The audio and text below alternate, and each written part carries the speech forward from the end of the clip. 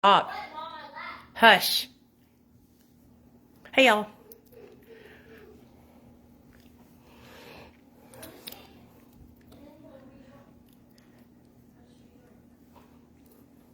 Okay. Come on in, you guys. We're going to announce the giveaway winners. So, yeah, and then we're going to talk about mom guilt or parent guilt, okay? So, a lot of us struggle with that, right? We use drugs while we had our children, right, in our custody.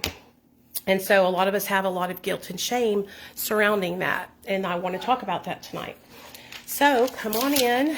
We're going to talk about that. I'm also going to show you guys my coat of arms that I made for my first assignment for college, for my college degree thing I'm doing with my instructor, Mr. Rick. So come on in. If you guys don't mind, help me out and share the video. Okay, share the video, like the video, and invite a friend. Share the video, like the video, and invite your friends, okay? Because it helps me out a lot. So share the video, like the video, invite your friends. And I'm going to wait until we get people in here because we're going to announce the giveaway winner. So what we're going to be talking about tonight is we're going to be talking about guilt and shame. Guilt and shame from using drugs when we were having our kids in our custody. I know a lot of you guys had done that like I did. And so I want to talk about that. You know, because it's hard to forgive yourself whenever you had your children taken away from you, or maybe you gave your children to your parents because you were fucking up and you knew you were going to fuck up. And so I really want to talk about that, okay? Hey, y'all. Hey, Maria. So go ahead and do me a solid, you guys. Like the video, share the video, invite your friends. Hey, Bianca. Hey, Tina. Hey, Kayla. Like the video, share the video, invite your friends. You know what I'm saying? So... but yeah, tonight's going to be a good night. I have been chilling out at the house. I kind of like this today. I had Amber come on and do a live, and I'm so sorry that it was echoing, you guys. I was so upset about that because she was sharing about her experience with Suboxone. And so, I like to show all sides, right? So I'm not going to just show people who had a positive experience with subs. I want to show people who maybe had a not so positive experience with subs. And she had a hard time because she was at a clinic who they didn't care about her. All they cared about was getting paid. And so she had a really tough time, and nobody informed her of a lot of things, And so I think that showing, all sides of it is important. So that way you guys are informed on what choices, on the choices that you want to make, right? Like, I don't want to just show you one side of things. So I hope you understand what I'm saying. It's really important to me. A lot of people like give me a hard time and say, oh, you're just hawking Suboxone. No, you guys, I believe in Suboxone. It saved my life. That's why I'm such a huge advocate of MAT treatment, because I know firsthand how much it saved my life. Hey, Abigail. Hey, Trey. I was a gutter junkie. I kept relapsing and relapsing and relapsing and relapsing over and over and over again, in and out of residential treatment. Okay. I had been to treatment so many times, I had the curriculum memorized. Okay. It was just like a vacation for me, and I kept failing. And the more that I failed at residential treatment, the more shame that I felt. Hey, Jody, the more shame that I felt, the harder it got to go back every time, and get the help. It was not fun, And so whenever I finally went, and got, sober, I got on Suboxone, and it ended up helping me in the long run. And I'm grateful that it has. Making me lose so much weight. Yeah, Tina, some people have a different effect. My husband had that happen too. He was losing weight. He lost weight on subs too. I had the opposite, and I gained weight, And so everybody's body is different, it responds differently to it.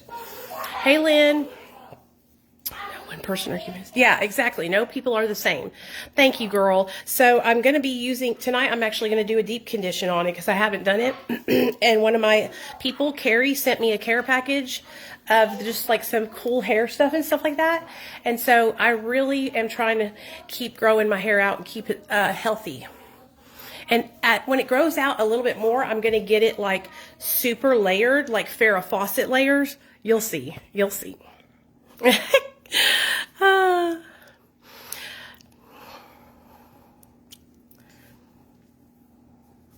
Maria, yes. Well, it can be, it just depends on the person. Now, I will tell you guys this about weight gain. A lot of it is because you crave like sweets. I would crave sweets, you know? What about dental health? So, okay. And I want to talk to you guys about this. That's a good question. Dental health and Suboxone. Hey, I got a hair in my mouth. Suboxone is acidic, okay? A lot of things that we eat, that we drink are acidic, okay? But Suboxone is acidic and you hold it in your mouth underneath your tongue, right? And so to prevent tooth decay, you need to be brushing your teeth 30, 45 minutes after you take your Suboxone every day. There are some people who are reporting that they have tooth decay, but they're having to go to this lawyer, and if they don't have proof of their dental records, you know, up until they got on subs showing the health of their teeth, then they're not able to do anything about it, you know? And so a lot of us abused drugs and alcohol, and our teeth were, you know, affected by that also. And so I have no problem. I have gingivitis and periodontal disease where my gums are receding, but that's because it runs in my family. Like my dad has it, you know? And so there's always ways to like preventative, right? So flossing, seeing the dentist every 6 months, making sure you get your teeth cleaned, okay? Being proactive in taking care of your mouth. And so, yeah, but yes, it is acidic, so it can cause tooth decay. I mean, I've been on subs for 7.5 years, okay, you guys? And listen, when I got on Suboxone, I said, I'm only going to stay on it a year, okay? I'm going to get off in a year, Nate will be home, and all will be well. And I was not even close to being ready at a year, okay? And I'm being completely straight up with you guys. I am a hustler. You guys see how hard I work, okay? I'm in the books, okay? I'm going to classes, okay? I am like in it, right? I am always learning about addiction. I'm always doing some kind of live or class or something about addiction. And I was like that when I first started. I've always been like that the whole time, okay?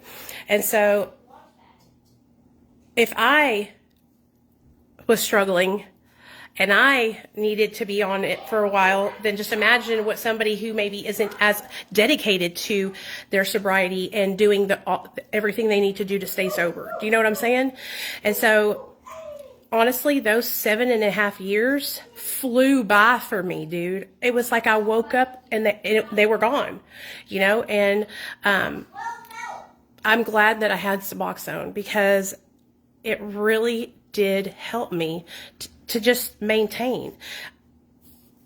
Throughout those last 4 years, so the first 4.5 years I was straight, the last 3 years that I've been sober, I have been so depressed, debilitating depression. And I think if I wasn't on Suboxone, I might have committed suicide. You know what I'm saying? Because I was so depressed and I was experiencing so much harassment online and people just like stalking and harassing me. So it has been a godsend. And you know, sure, there's some days where I get mad at myself and I think, you know, I should be off of this shit by now, or I get frustrated with the medication because of side effects that I have, you know, but at the end of the day, like, it has really helped me improve my quality of life from when I was in active addiction to now. Now that I have a great quality of life, if it ever started making my quality of life go down, then I would say, fuck this shit. And I would go into a detox and I would have them detox me there. But it's not doing that, right? And if that ever happens, I will take care of it. What's up, Joyce? Hey, Tamika, what's up, girl? Yeah, hey, Lee. to me suffers from severe depression from addiction, and you give me inspiration. Hey, Jennifer, thanks, girl. I appreciate that. How do I deal with my debilitating depression? You really want to know what I did? I was in bed all of 2021. Ask my husband and my son. And when I mean in bed, I mean I got up in the morning, I took my son to school, I came home, and I did my work in my bed. I did everything. My live streams, a lot of the time from my bed. Now, don't get me wrong. I would get up some days, you know, and go do something, but I didn't leave my house. Real talk. I bought my car in 2017 or 18? I can't remember. No, 17, 18, 19, 20, 21. Huh? Oh, yeah. So it says, I think it says 5-year loan. So I think 17. And my car only has 48,000 miles on it. I haven't even been driving it. Like, I'm serious. Okay. And so you can ask my husband. He would have to get me to leave the house because I hadn't left the house in so many days, like weeks. And so I really struggled. I didn't do good, you know. But what helped me come out of my depression and what helped me stay encouraged is my social media. And, you know, it was a big help for me to be able to come on and process. But let me tell you I picked 3 people, or my son did. I let him pick 2, right? And then I was like, we should do it one more just for honorable mention, okay?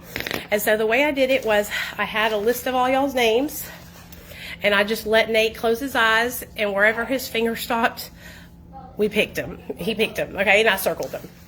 So the first one is Braxton. The second one is Rob Schmidt. And the third one is Eileen Pena. If you heard your name announced for the giveaway winner, please DM me. Thank you. So, and I will try to do those, like that kind of stuff. Like, I can't do it every month because it's a lot of money. You know what I'm saying? But I can do it probably like every quarter. Okay, so every 90 days we'll have a giveaway. Okay, every 90 days. And so I was only supposed to pick 2 winners, but I picked 3 because I wanted to, you know, I don't know. I just want to make sure that I felt like I should. So I just had a thought that, hey, I should pick 3. So DM me if I called your name, and I really appreciate you guys for joining and, you know, joining the giveaway and everything, and it's all in good fun. So yeah, okay. Now, so let's talk about the depression I was just telling you all about. So they pulled me out. My husband would have to pull me out of my bed and make me go in my car. Sonia can tell you. So Sonia has followed me for a really long time over on my YouTube channel before I even started making videos over here. Yeah, your entries went through, Abigail. Every single one of y'all's did. You have to understand there was over 100 people that entered. Over 100 people that entered. And every one of you guys went in Instagram, YouTube, TikTok, all 3. And so I was connecting y'all's names on TikTok and YouTube to your names on Instagram. So every single person, I wrote them down. And I was very, very, like, anal about it, too. And that's why I let Nate pick, because I didn't want to, like, be in it, you know? There's always a chance next time. Don't get discouraged. We're all adults, okay? Please don't, because then I won't do it. But Sonia will tell you guys, like, Neil would like, come on, Nicole, you got to get up. You've been in bed for 2 weeks. You haven't left the house in 2 weeks. And I would not even notice that I had been that I hadn't really left in 2 weeks, you know? I love you too, girl. Thanks. And so I couldn't take it anymore. And I went to my Suboxone doctor, and I told him, like, I have no energy. I feel like shit. I'm lethargic. And he put me on Wellbutrin, okay? He put me on Wellbutrin. Now, when I first started Wellbutrin, you guys, that shit had me zooming around here. I was bouncing off the walls, right? But then it stopped. Then it balanced out, I guess, in my system, and it didn't do that anymore. But when I first started it, I was freaking, it gave me energy. But like I said, it stopped doing that after that.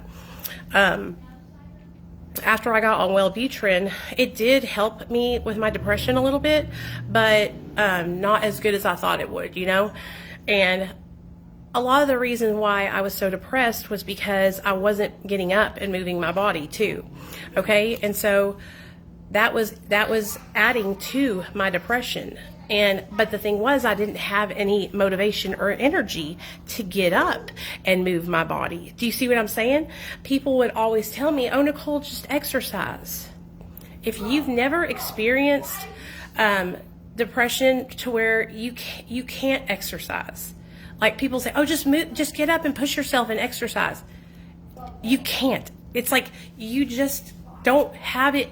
I don't know how to explain it, but you can't. It's like impossible, right? And I tried. Really, Cassandra? I've heard of people doing that, but I don't. I've also heard of people, Wellbutrin, Maria, I've also heard of people doing that in prison. I actually made a video about that. I think it's on my Reels. I like talking about that kind of stuff. Like, some people take Benadryl. Some people take those triple C's, and they abuse those. So I think a lot of the reason why I was depressed was because I was unhappy. You know, I was unhappy with where we were, and I had been unhappy for many, many years. And my husband knew that. I'm always very transparent with my husband. I always, talk to him about how I feel.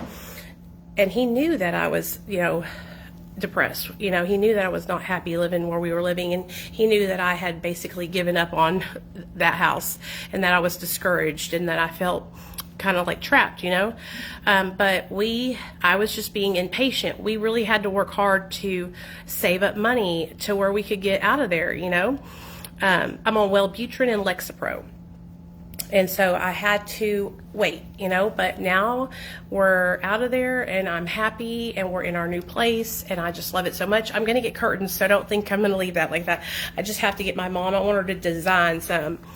But I'm going to, I feel so much more like, how do I explain this? Like lightweight here. Like I feel like light. Like I don't know how to explain it. Like bright. I feel bright, So,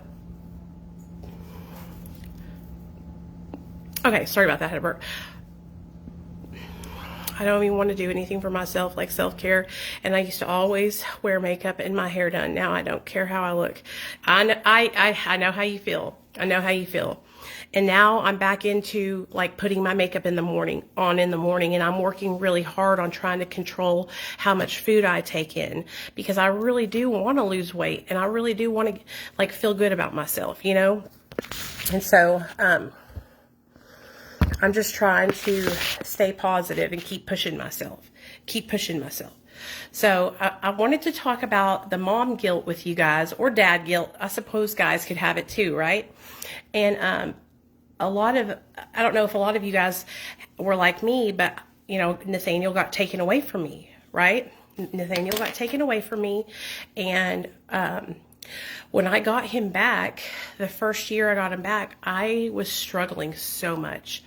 I didn't know how to be a mom. I didn't know how to be a mom sober. I felt like the biggest failure. I felt like my son would be better off without me. And oh God, y'all, that was a hard year. That first year Nate came back, it was 2016. That was a hard year. And I didn't know what to do. And so what I did though, and I fucked up, and I want to share this with you. I parented my son out of guilt. And what I would do is when he would point at something, when we would go shopping, I would buy it for him. I wouldn't make him work for it. I wouldn't make him, do anything like a chore or something like that. I would just buy him the gift. And that became like a regular everyday thing whenever we went to the store. And so it really has like not been good, because now my little boy is spoiled rotten. You guys heard him the other day, upset because I wouldn't let him have his Christmas present now. You know, it's like, you cannot have your Christmas present now. And even when he's doing that, it breaks my heart. It breaks my heart because I'll give it to him. Fuck it. You know what I mean? Like, but I'm really trying to stand my ground and not do it. It's very hard being a parent when you spent all your life getting high. You know, it's very, very hard. I still feel like I'm a kid. I still feel like I'm a 17-year-old kid in my mind. In my body, I feel like I'm a 70-year-old woman.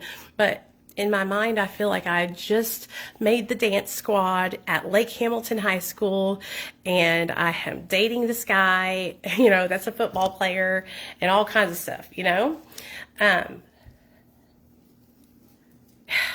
And I always have these thoughts about how I don't want to make the same mistakes that my mom and dad made with me. I don't want to make my son feel insecure or uncomfortable to talk to me. I don't want to scare him into talking to me because, you know, a lot of the reasons why I didn't tell my parents about things I struggled with was because I was afraid. I was afraid because my dad was an authoritarian parent. He, you know, ruled with an iron fist. And so if you didn't do what he said he did, it was going down, you know, down. And so that's why I want to make sure that Nathaniel knows that he can talk to me about anything, you know. It's hard to find a balance. Hey, Kathy, it's hard to find a balance for me. And I was actually talking to my instructor today because I had to do an assignment for him. And I'm going to read it to you guys. I had to do an assignment for him, and I was telling him that, you know, the reason why I want to get my certification is because I want to be able to provide the highest level of care to people that I'm working with and helping, right? I have integrity, and I know that there's some things that I need to learn and go to school for. And so I'll do that, you know. I'm not opposed to learning. And so today I'm going to read to you guys what I did. So the first question was 2 things I feel I do well. So I put, I feel like I do makeup really good, and I feel like I'm a very good public speaker. So I didn't always know that I was good at public speaking. In fact, my whole life I didn't know. I didn't even think it would be something that I want to do, you know, until I told my story at the treatment center that I graduated from. Okay, I graduated from Oasis Renewal Center here in Little Rock, and in 2016 I got my year, and I asked my sponsor if I could go tell my story. And she said, sure, what's wrong, babe? Nothing. She said, sure, why don't you call the treatment center that you graduated from and see if they'll let you come. I was like, okay. And they said yes. And I went and told my story. By the end of my story, you guys, we were all crying. I was crying. They were crying. It was a whole cry fest. There was 30 of them, 30 people in treatment at that time. And so I got down off the podium and we all hugged. What, Nate? Zane got mad at me because he died. What did he say to you? He just got mad at me. You know what? Tell him that if he got so mad at me that he left the game and got off Fortnite. Oh, that's okay. Hey, look at me. What? If he's getting mad at you because he died, you know what? That's immature. Yes, I know. You're being mature about it, and you don't blame him for you dying, okay? And look at me. You didn't do anything wrong. Okay, buddy? Why don't you see if OJ's on? OJ, he's never on. He's not even on today, yesterday, or the next day. You want to go lay in bed with Dad and watch a movie? No. Okay. Don't be upset. There's a hole in the ground. I know, I saw it. Don't dig in it, Nate. And do you need anything? Are you okay? I'm hungry. No, you're not. You just ate cereal, boy. He's always saying that he's hungry. And so after I told my story, I said, man, this is what I want to do. That was the day I said, I want to share. I want to help people, right? I want to speak in front of an audience of people. I want to be able to be there for people, you know? I want to help inspire people. Hey, Cody. And so that's when I decided that I was going to share my story and help people. That was in 2016. part with my dad. Sounds like our dads are the same. Yes, my dad is Italian. And he would basically like, it was his way or the motherfucking highway. Yes, I am all over the internet. I am on YouTube, Instagram, Facebook, TikTok, Pinterest, and everywhere you ever can go. And I also work with a bunch of other people managing their social media, so you might see me on theirs too. But my dad,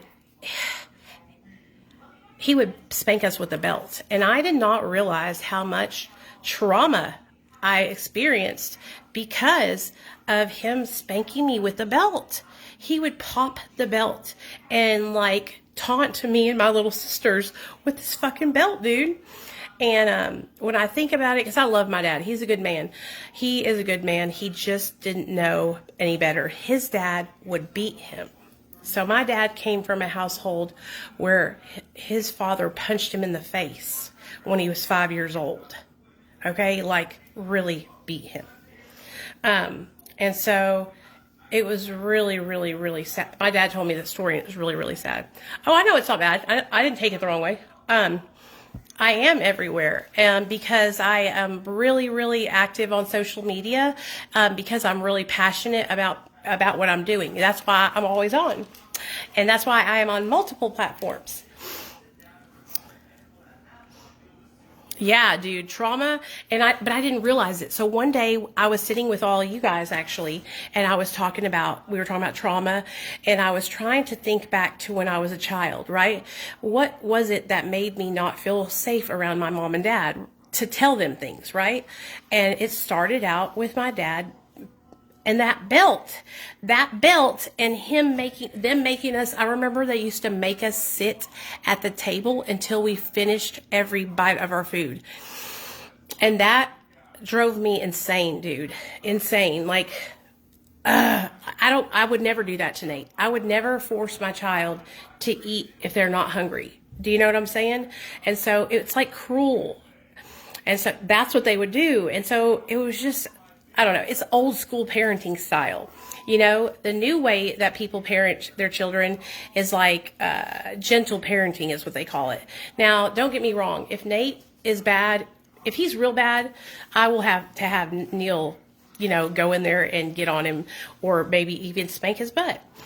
Only his bottom, but I would never hit my son or punch my son or nothing like that. I won't spank him because I get too angry. And he hasn't gotten spanked since he was 2 years old. I spat at his butt when he was 2 years old, and I felt so bad about it, I cried all day long. Damn, Abigail. Yeah, it is a different world.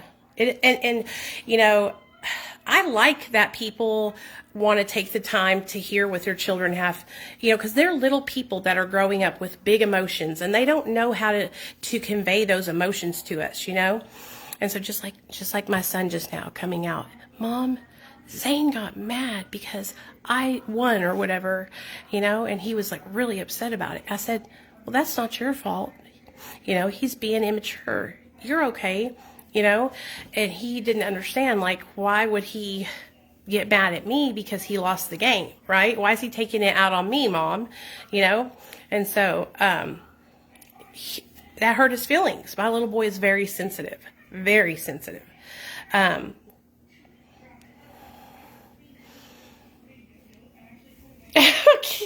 Cassandra, I don't know. Hard times make soft people, and soft times make strong people.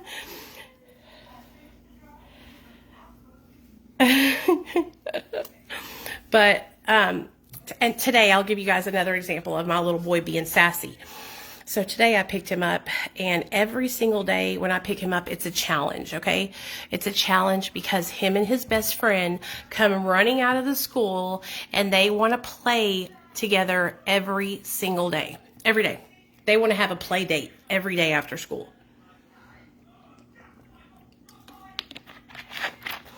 Nathaniel is in jiu-jitsu, MMA, Boy Scouts, and he has homework every night. Okay, I don't know if you guys as kids are in third grade, but the third grade teachers over here send these kids home with homework every night. Okay, every night. And not just a little bit of homework, like a lot. Like, it's unbelievable, dude. Hey, Jennifer, I can't believe it. And so we have to finish homework. We have to do his computer work. He has to do like 20 minutes of computer work every night.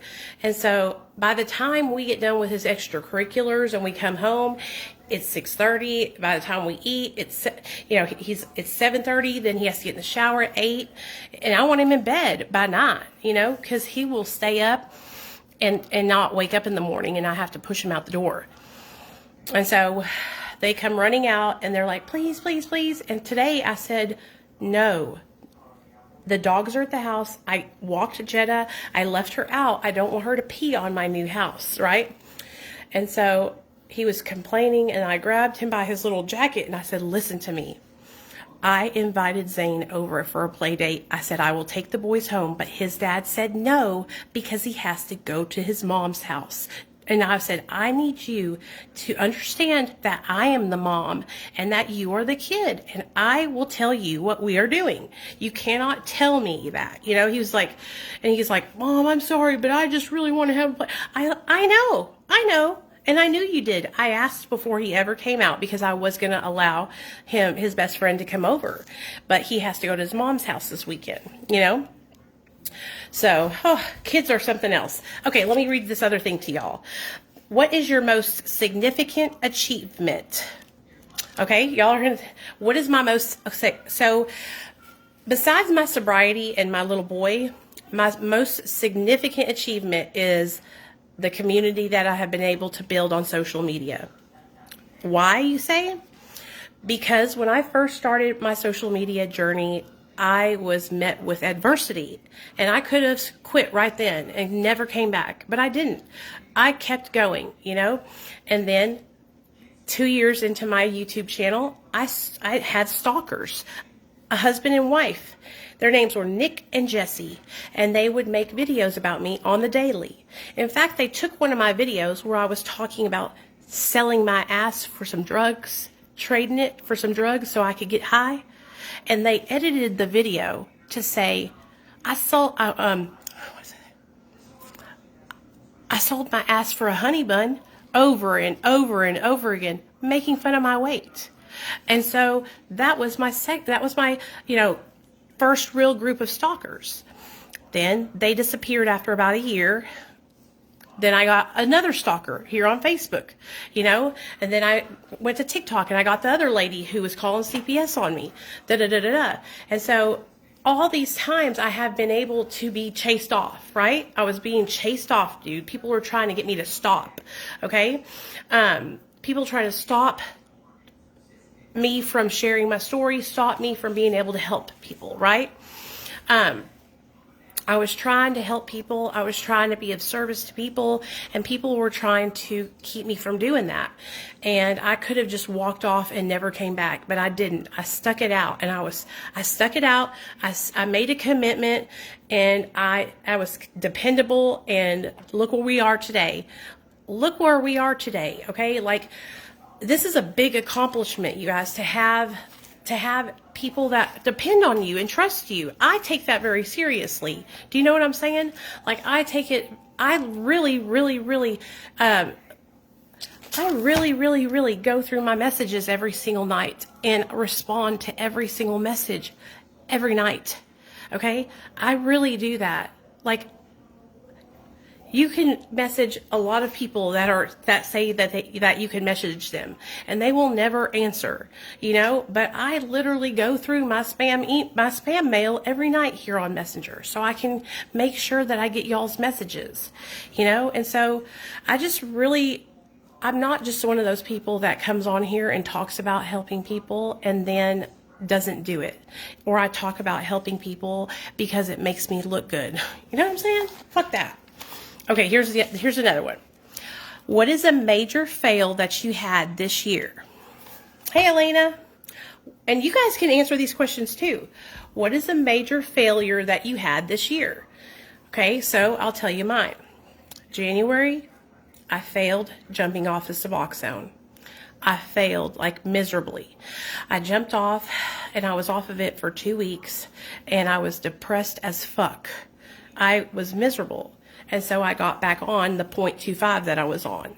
And I was kicking myself in the ass. Why, you say? Because I should have listened to Dr. B, to my doctor, and stayed where I was at just a little bit longer. But I got super impatient, dude. I was really, really impatient, and I wanted it to be over with, right? It's okay, Abigail. Thank you, Elena. Thanks, Megan. I wanted to be able to show people that if I can do it, they can do it. Like, it was so important to me.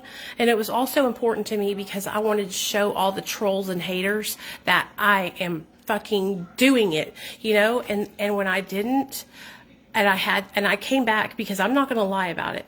And I was honest with all of you guys. And you know what happened? You guys were like, it's okay, Nicole. I failed too my first time. And when I tell you, I was bawling my eyes out because I was so afraid that everybody was going to be so disappointed in me. But they weren't. They were all like, that makes me relate to you even more. That makes me feel like I'm not the only one who struggled, you know? And I was just so grateful to be able to have everybody support me, you know? Because I really, really wanted to do it to show people that, you know, that they could do it too. And so, I thought that I was going to get met with a bunch of people making fun of me, and I wasn't, you know. So, in fact, so many people actually reached out to me because they had similar experiences, you know. And so, now what I do is I don't look at it as so much as a failure, but I look at it more as an experience, a learning experience, you know. I learned that I have no patience. I learned that I have to have patience. And I also learned that, you know, there's no easy way, okay, to get off this medication for me. I don't believe there's an easy way, okay? I believe that I can get down really low, but I still think I'm going to have discomfort, and I just have to face that, you know? Now, when I went through withdrawal off opiates, you guys, like me and my husband would always go through withdrawal because we would get a bunch of pills and we would do them all, and then we would run out. And so we were always in withdrawal, in and out, in and out. And so I handle my withdrawal pretty well, so I don't know why I'm tripping on it, you know, on doing it. But I just don't want to have to fucking deal with it. Do you know what I'm saying? Like, I just don't want to deal with it, y'all. I just don't want to deal with it. It's just, I don't want to fucking deal with that shit. And so, I'm just going to stay on a little bit longer and, you know, just kind of chill where I'm at. And, maybe I'll do it next year in January. Start at the beginning of the year again, you know? And see if I can do it then. And if I do it next year, I will do videos about it on my channel and here on Facebook, and we can do it together, you know. And I've also thought about this, you guys. Okay, so since I'm going to school for my counseling thing, I've been thinking about, you know, like, I mean, is it really that bad to be on like a little itty bitty piece of Suboxone, you know, for the rest of your life? I mean, is it really that big of a deal? I mean, I don't get high from it, you know. I don't get high. I just feel normal, you know. And I take a very, very tiny piece. Like I said, 0.25 of a milligram. That is 1/4 of a milligram. Okay? My backstory, what do you mean? My nose is running, sorry y'all. My backstory, I was addicted to, okay, so I guess that, I got sober in 2015 when my little boy got taken away from me. I was addicted to methamphetamine, opioids, cocaine, and Xanax. My addiction started when I was 17 years old. The first time I ever did a stimulant was when I was 15. I felt super fat, so I talked my mom into taking me to see a doctor, and the doctor put me on phentermine. which is an amphetamine. So I got on the phentermine, and it literally made me lose like weight overnight, right? I love the color of the shirt, you guys. I'm obsessed with it. It made me lose weight overnight, and I was like, hell yeah. So I only took it for 20 days, and I was really, really happy, or 30 days. I was really happy with the outcome, and I went on about my life, right? Well, as I got older, you know, I thinned out, and I was also in a lot of extracurricular activities like cheerleading and basketball and fast pitch softball and all that. And so I was doing, you know, really good. Well, when I was 17 years old, I had made the dance team, and I started dating this guy who played on the football team. Well, I started going to parties, okay? I started going to parties like after the football games and after the basketball games, and we were all drinking. And where I live was in the country in Hot Springs, so we would have these big ass fucking keg parties, okay? Kegs of beer. And so I was doing keg stands at 17 years old. Topless keg stands, y'all. Okay? That's where you do a handstand on the keg, and the guys hold your legs up in the air, and they stick the spout in your mouth, and you suck the beer out of it. Okay? So I was wilding out. And so I started drinking all the time, you know, drinking like a fucking fish, staying drunk, partying. And then when did I start using? So I was partying, and I tried cocaine for the first time with my boyfriend. He actually had it with him at school, and I did a line of cocaine in English class. And I remember I was like, this is great, you know, but it only lasted like a really short time, and I was like, what a waste of money, you know, what a waste of money. So some time went by, and I was just smoking weed and drinking alcohol. And then I met my friend Jessica, took me over to her cousin's house, who's Mexican, Marco, and he had meth. And honey, he had meth, and he was smoking it out of a bowl. And I was like, I had never tried it, so of course I tried it. And it is amazing. I fell in love. I was like, this is where it's at, you know. I could stay up for 3 days, you know, off of a little bit of meth. And so that's when I became addicted to meth. And I graduated high school. I started working at JCPenney, and I was buying methamphetamine. Like, I was legit purchasing it, you know. I was addicted. My best friend Nikki was shooting Roxy's and Oxycontin. This is when the 80s were out and all that. And I was, you know, smoking meth. Now, I was of course taking Xanaxes, and I was taking pain pills also. I was snorting, you know, pills, but I wasn't like doing them as much as I was doing methamphetamine. And that's when I went to treatment my first time, which was in 2004 or 5. And I went into treatment, and I had benzos and opiates and meth in my system. And I did treatment. I got out, and I relapsed after about fucking 6 months or something like that. I was back at it again. To make a long story short, I was back at treatment 6 other times, okay? And every time I went into treatment was to come off of opioids and benzos, right? Because one thing that I would do was I would shoot methamphetamine, okay? And then I would get really high, and I would be super geeked up, and then I would need to go to work. And I worked a full-time job, okay? I worked at Kroger for the majority of my addiction. And I would need to go to work and get it together, so I would take some Xanaxes to bring me down, to calm me down, right? I was still geeked, and I did a great job at my job. I worked really hard when I was high like that. So it was all good, you know? And so I would take a bunch of Xanaxes to level me out. Well, I was with my friend Quincy, and we had left Nate's house, and we were going to take somebody some dope, some meth. And when we left their house after delivering it to them, yes, Opana's, after we delivered the meth to them, we were surrounded by detects and marked vehicles, and we got charged. I got charged with possession of a controlled substance, methamphetamine. And I was placed on probation for 3 years. Well, I thought I could handle the probation. I thought that I could stay sober, or else I wouldn't have even taken that motherfucking shit, you know? But I couldn't. My probation officer, y'all, she used to make me raise my leg and show her my coochie. She used to bend over and look inside my coochie, okay, to see if I had something in there. I don't know why. I always would walk in and tell her, I'm going to fail for that, right? And she still would do it. It was so weird.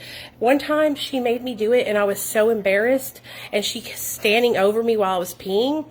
I was pushing so hard to try and get the pee out. I shitted on the floor right in front of her because she was fucking standing over me, like fucking basically like bulldogging me while I was trying to push pee out of my vagina, you know, like how fucking embarrassing, dude, you know. And then she looked at me like I meant to shit on the floor. Like, are you fucking kidding me?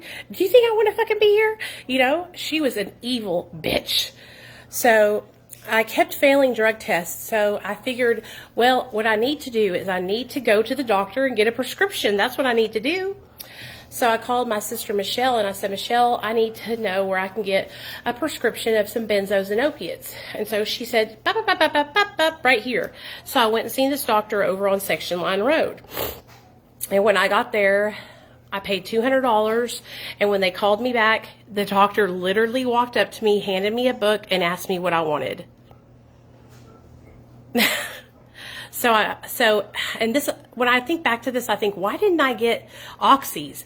But I got Norcos and Klonopin and Soma. Okay? And I had my Norco, Klonopin, and Soma. And so I was like, I can pass the drug test now. And I told her, I said, yeah, I got my prescriptions now. And that's when she said, okay, I want you to bring me your prescriptions so I can count your pills. What? Oh, hell no. Count my pills? They're gone. They were gone 2 days after I got them. I ate them all. And she was pissed. She was pissed. I tried to put other pills in there and it didn't work. And so she said, you're going to treatment. And so she sent me to rehab. And so I went to rehab and I came out and I relapsed right away. And that's when she sent me to prison. She said, okay, I'm revoking you and you're going to prison, DeMayo. My last name used to be DeMayo. And so I was like, oh shit, I'm going to prison. So I had 30 days before I went to prison. So I partied my motherfucking ass off. Okay. And then I called my parents and I said, you know, I was driving to the courthouse to get sentenced to go to prison. And I said, Mom, Dad, you know, I'm putting my keys in the little gas tank thing and I'll see you in a year. I love you. And I went and parked my car and went in and took my fucking charge and went to prison, you know, went to prison. And I was there for a year. My parents came and visited me on visitations every Saturday, I think it was. And I was so scared when I first got there because I thought that, you know, I thought prison was like this really horrible place where like some bitch named Bertha was going to jump out of the corner and like shank me or something with a toothbrush that she had sharpened, right? But it wasn't like that at all. At all. The girls there were super chill and they were very helpful and they helped me out. You know what I mean? They helped me out. A lot of them had been there for a while, like 5 years or more. And so they helped me out. And I ended up getting, I withdrew in jail. I ended up getting a job in the laundry department in prison. And it was the bomb. I worked in laundry from like 3 o'clock in the morning until noon every day. And so it made my days go by like really fast, you know? And when I got there, I just made my mind up. I put my calendar on the wall and I was like, okay. And I just started Xing the days out one by one.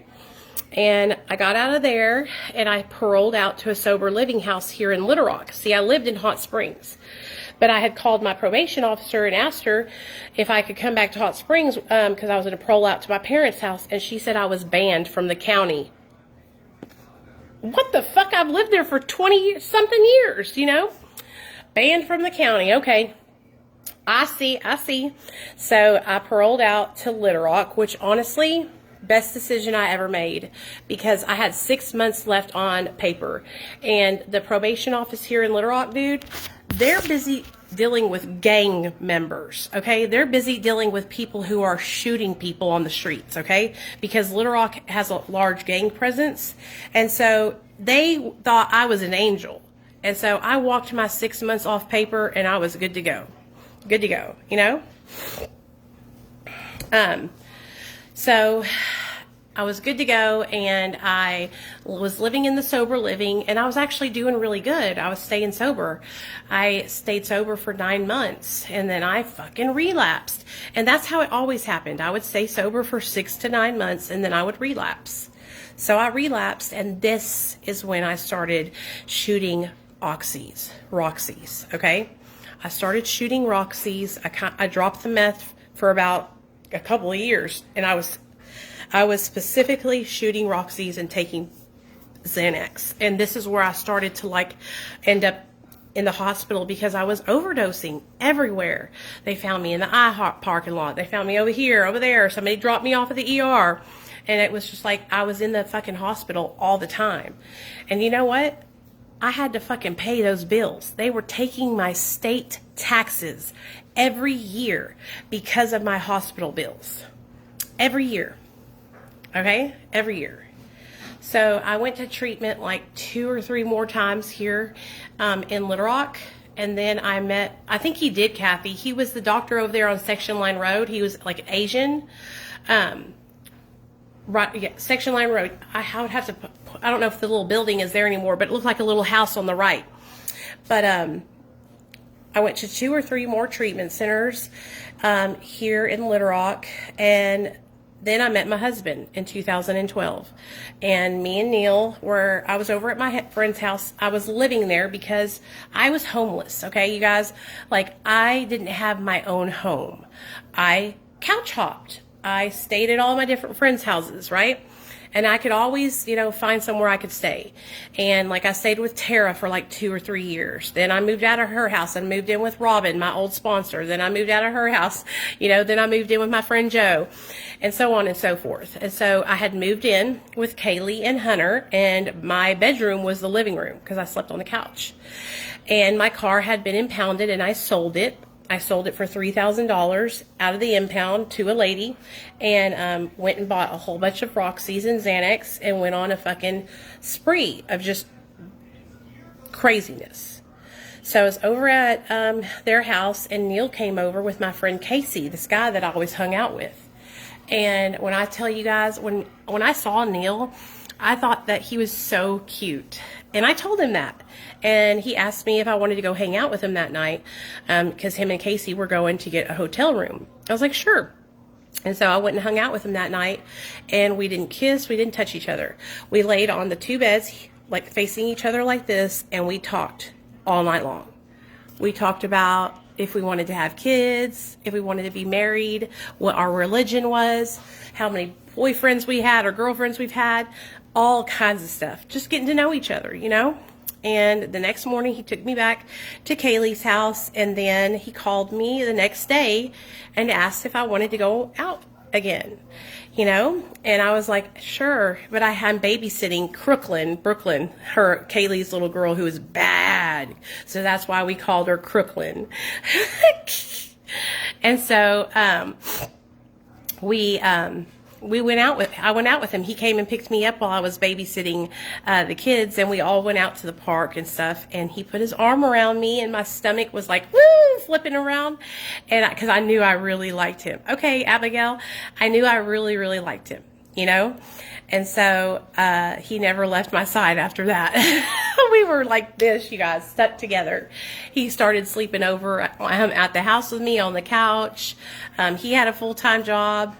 I had a full-time job at the time, and then I got too barred out one day, and I got fired from my job at Kroger that I had all those years. And I remember calling Neil crying and told him, I said, I got fired, and he came and got me and rescued me, and that's what he's always done for me. Neil's always been there for me and rescued me and taken care of me. He's just the best. I love my husband so much. He's my best friend. You know, I love him more than anything in the world. We were both really badly addicted to drugs, though. He was prescribed 365 methadone 10 a month, and so I was taking his methadone. We were shooting oxys in between that when we didn't have methadone, and then I started shooting meth, and I got Neil to shooting meth because he didn't shoot meth. And when we started shooting meth together, it was just craziness because I would hallucinate really bad. I would hallucinate that he was cheating on me. I would hallucinate that, you know, he didn't love me, just crazy stuff. And it would cause us to argue. You know, he never hit me or anything like that, but we just argued about stuff. Well, in 2013, I got pregnant. I was in the kitchen and my father-in-law said, "Are you pregnant?" And I said, "No, what are you talking about?" He said, "Yes, you are." And I was like, "Whatever, man." A week later, I took a drug test. A week later, I took a pregnancy test and I was pregnant. And so I stopped doing opiates. I stopped doing benzos, but I could not stop doing meth. And I shot meth, and I'm so ashamed of that. And that's the one thing in my life that I wish I could change. I think about it every day, every single day. Okay, there's not a day that goes by that I don't think about the fucked up shit that I did when I was pregnant and how I could have hurt my son and how much shame and guilt I feel because of that. And I still haven't forgiven myself for that. And I don't think I ever will. Okay, real talk. I'm a mom. And so I gave birth to my son in 2014 on July 4th. And he was perfect. Perfect as perfect could be. And we went home on July 6th. And I told God, I said, "I'm staying sober. I'm never going to use again, God." And I meant that from the bottom of my heart. But I relapsed after 90 days. And I was back to the races. Well, about a year to the day later, 2 days before my son's first birthday, CPS came knocking at my door. You see, my best friend called CPS on me because we had a fight. She owed me money. I went and collected it from her old man, and she got pissed. So she called me and said, "Bitch, I'm calling CPS on you." I was like, "Girl, no, you're not." And she did. She told CPS that I was starving my son, that he was skin and bones, that he had shit all over him, and he was living in a room that was piss and shit and all kinds of lies. Lies, okay? So CPS came over, and they couldn't get me for anything. Like, they couldn't get me for the house. They couldn't get me for this or that. The only thing that they could get me for was failing a drug test. I failed my drug test for benzos and opiates. And so I was very forthcoming with CPS, and I told them that I struggled with addiction, which I should have never said a thing, because I thought that they were there to help me, right? I really did, you guys. I learned very quickly that they weren't, and I was so grateful that my husband did not say nothing to them and that he didn't open his mouth about his struggles, because it would have been a lot harder on us. They made me go to treatment, of course, right away. And they said if I went to treatment at the treatment center they chose, I would be able to take my son with me. So I was like, okay. Well, the treatment center that they chose didn't take regular PPO insurance. They only took Medicaid. And so I couldn't go there. Well, that means that they were taking my son. And when I tell you guys, I was pissed as fuck, because we asked if my son could go to his grandma and grandpa. They said they denied them because CPS makes $3.3 million off of every child that they remove from care and place into foster care. And I know you're probably going, "No, they don't." Yes, they do. Yes, I do. I'm going to upload the video on Reels. This one dude on TikTok, his account's called Malibu Dallas. Go watch this dude. He's smart as fuck, and he shows all the proof, okay? And they make mad money off of taking your children and placing them in care. You see, taking my son and placing him in his grandparents' care, then they wouldn't get paid. They only get paid if the person's care they place them in is a foster parent. Okay? So my sister-in-law was a foster parent, and she went and tried to get custody of him. But I told them no, because I knew if my son went with her, her and her brother, my husband, have a very strained relationship. And I knew if my sister-in-law got my son, it would be fucking hell to pay. So I told him I'd rather him go with a stranger than go with her. He doesn't even know his auntie. She doesn't even come over. He's never fucking been with her. She's held him once when he was fucking delivered, and that was it. And so they took my little boy and they put him in foster care. And they had nowhere for him to go. So he went through 2 different homes before they put him in a regular one. And I was pissed as fuck. I went into treatment. I graduated from treatment. My husband had gotten on Suboxone while I was in treatment. So when I got out, I got on Suboxone also, because I know me and my husband, if I came out and I stayed off Suboxone and he was on it, I would end up taking his medication. I know it. I know it. We were codependent on each other, right?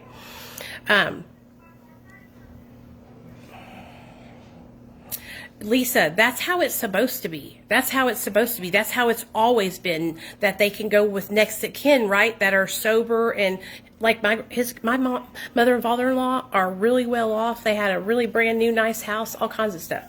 No, but I'm telling you, there's some really crooked case workers and people that work in CPS, you guys, who, you see all the kids that die that CPS has been to the house, and they leave them with the parents.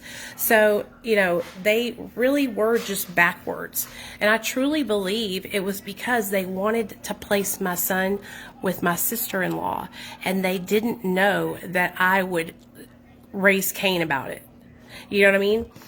So basically, after that, me and my husband fought tooth and nail for the next year to get our son back.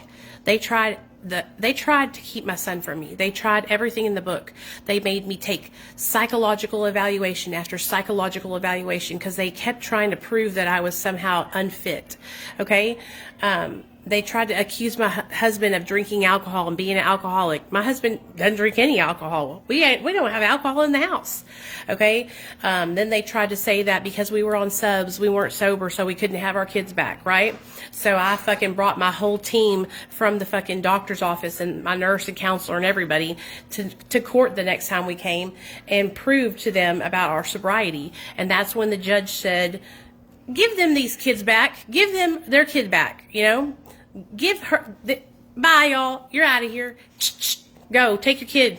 You know what I mean? And I was like, thank God, because I literally was fighting so hard, you guys. I was going to meetings. I was working with a sponsor. I was helping others. I was fucking going to every parenting class that they wanted me to go to. I was working a full-time job. So was my husband. We had a house. We had everything, right? Transportation, everything. And they were still trying to keep my little boy from me, you know? So we got Nate back, and the rest is motherfucking history. The rest is history. I got Nate back, and I stayed sober from 2015 till 2017. And then I started my social media. I stayed sober the whole time. I've been sober for 7.5 years. But I'm saying that I went that long without having social media. And then in 2017, I started my social media. So that's that is my backstory, okay? I came from a really great family. My mom and dad are still married to this day. My mom's Mexican and my dad's Italian. And I have 2 little sisters, Michelle and Christine. Christine is a musician and a lesbian. And my sister Michelle actually works at a dispensary, and she has a boyfriend named Andrew.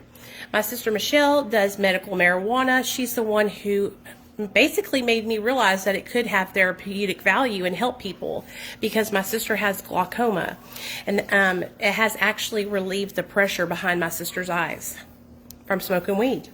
So yeah, that's why I support all pathways, because I truly believe that, you know, every one of us is so different, and there's no way that we can all just do the same treatment, you know? Thanks, Kathy. And Kathy knows me. I used to work with Kathy at Sonic. She knows me from Hot Springs. I could have put so many stories in there from me being high at Sonic, y'all, but I'm not going to do that. Or me and Jerry being fucked up, my best friend Jerry being fucked up as hell. But I was selling Xanaxes out of the drive-thru window, and my best friend Jerry was the manager, so he fired my ass, and I was outside crying, and then he rehired me in the same day. We were so crazy, you guys. You just have no idea. No idea. But I enjoyed my time when I was out there wilding out, you know. It didn't get bad until I moved to Little Rock, and I was, well, no, that's a lie. When I started shooting up methamphetamine, that's when it got bad. You know, when I started injecting drugs, and that's when I started to lose grip, lose reality, break away from reality, you know. And so I am happy sober. And now what I do, now my passion is helping others, you know. I love helping people. It doesn't bother me at all when you guys message me or call me. I enjoy it. It makes me so happy to hear when you guys tell me, Nicole, I got on Suboxone today. I finally got off drugs, you know. Or Nicole, I'm going to rehab tomorrow, or I'm going to detox. I literally love it. I love it. You know, it's a very... Thanks, Abigail. Your orange aura is connected to strong emotions. Oh, cool. You know all that kind of stuff. I love that though. My friend is really into astrology, and I'm a Pisces. I was born March 8th, 1982. What am I? You are a Cancer. You were born July. Cancer? No, you are a Cancer. Oh. For any medical condition, children need their parents, good, bad, and indifferent. Yeah, Jody, I know. I agree. And so what I think should happen, if a woman is using substances and she's, you know, having a hard time, I believe that they should, no, not back there. Don't take that food back there. I believe that their child should be able to stay with them, because Can I not take it in my if I put it in a bowl, Nate, it only ends up causing trauma to the child. Okay? Now, my little, what name? Smart food cheddar cheese. My little boy doesn't remember getting taken away, but his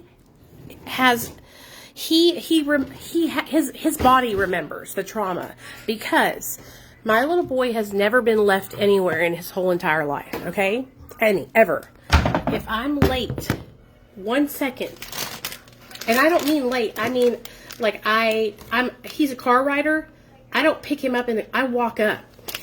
If I'm not there right when he comes out, he gets upset. He feels like I'm going to forget about him. And so I truly believe that the reason why he feels like that is because he has been taken from me before by CPS, right? And so I feel like he remembers that in his mind, you know? So...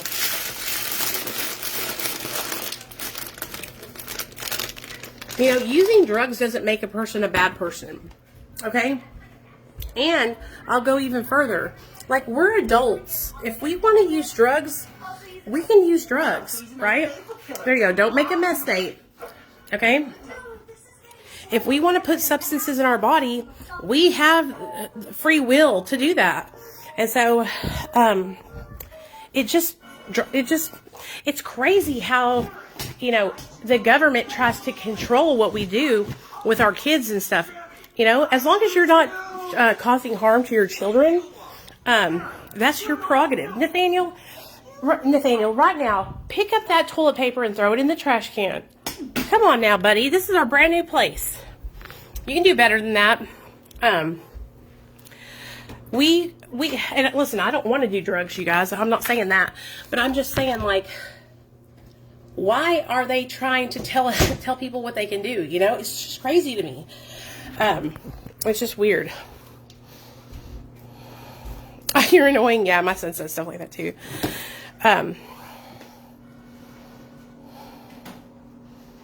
Oh, my freaking back is killing me, you guys. But anyway, I hope you guys enjoyed it. I didn't plan on telling my story tonight, but I guess, you know, that's cool. I don't mind sharing it. I like actually sharing it, because then you guys know, you know, kind of what I've been through. Now, I left a lot out, okay? A lot. I have been raped in active addiction. Actually, I was over at my friend's house who I was living with, and his roommate, you know, we were smoking a blunt, and I was waiting for my friend to get home. His roommate was there with me, and I was alone, and he went and he cut the breaker and chased me around the house in the dark until he caught me and then raped me.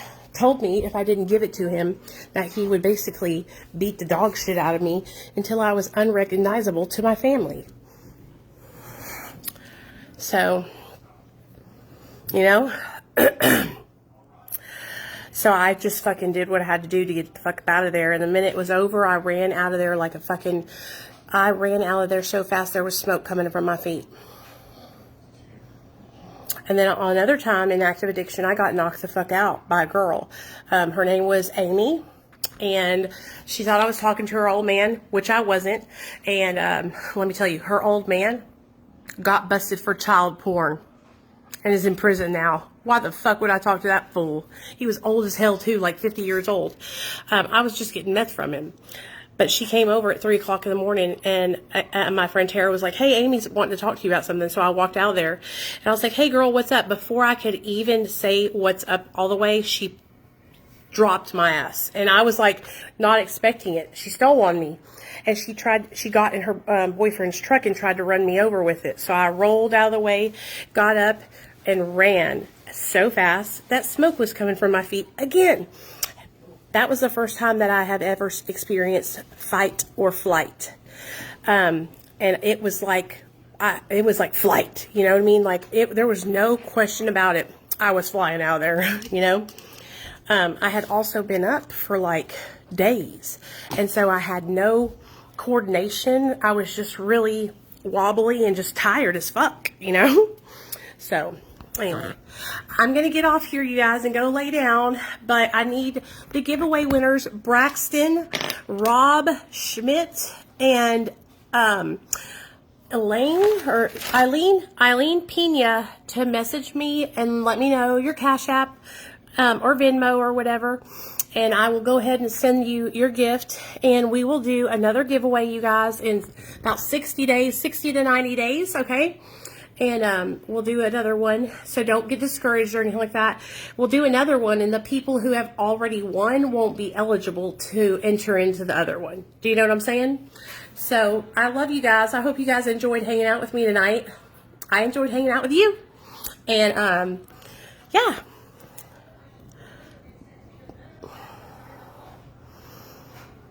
Hold on, let's see this.